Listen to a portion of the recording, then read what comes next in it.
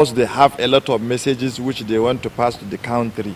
To better the lives of families of fallen military personnel beyond the minimal recognition they get during the annual Armed Forces Remembrance Day celebration. This is amid the hue and cry by military veterans. Sifon Acien has details. She's blocking it. It's a mixed bag for Maria Emmanuel 10 years after she lost her husband in the line of duty. Then I tried complaining, I carried. The mother of three got some support to cater for her children's education, including her husband's death benefits. The benefit is really not that visible. So I can say that one, government have tried in a little proportion. Why do I say that? At least I know that Navy, they gave my children scholarship after the demise of my husband. I would like to start with that so that it doesn't look as if they are doing nothing. But the military widow is dissatisfied that the husband's supreme sacrifice, just as other fallen heroes, is not given as much recognition as he should beyond the Armed Forces Remembrance Day.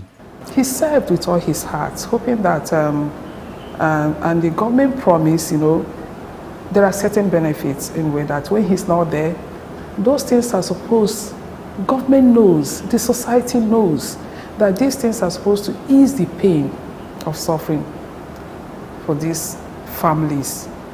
And it's not there. How do you expect them to cope? So they've tried in one way, and in other ways they've failed. The federal government is implementing reforms to the payment of military pensions and gratuities as a means of improving the welfare of military veterans and the next of kin of their fallen colleagues. Mr. President, since 2015, has never delayed for one day payment of their pensions. One, those who are retired. Two, those who are retiring. Mr. President has never delayed payments of their retirement allowances on time.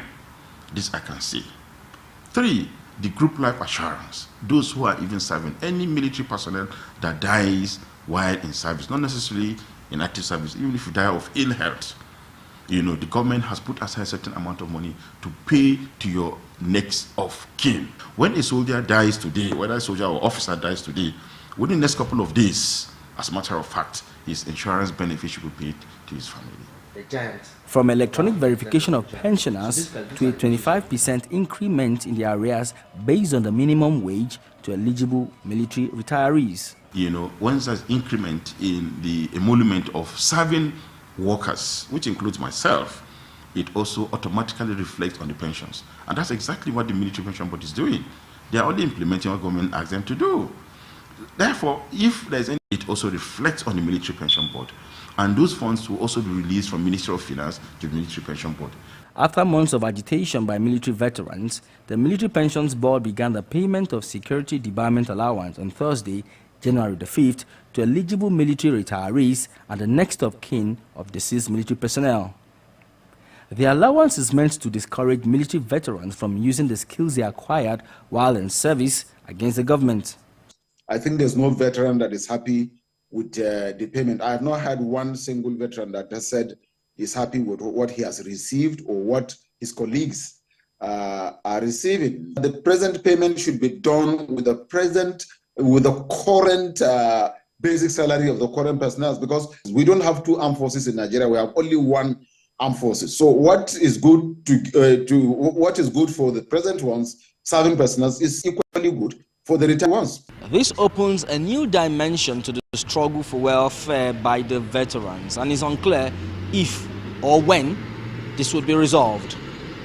Sifon Acien, TVC News,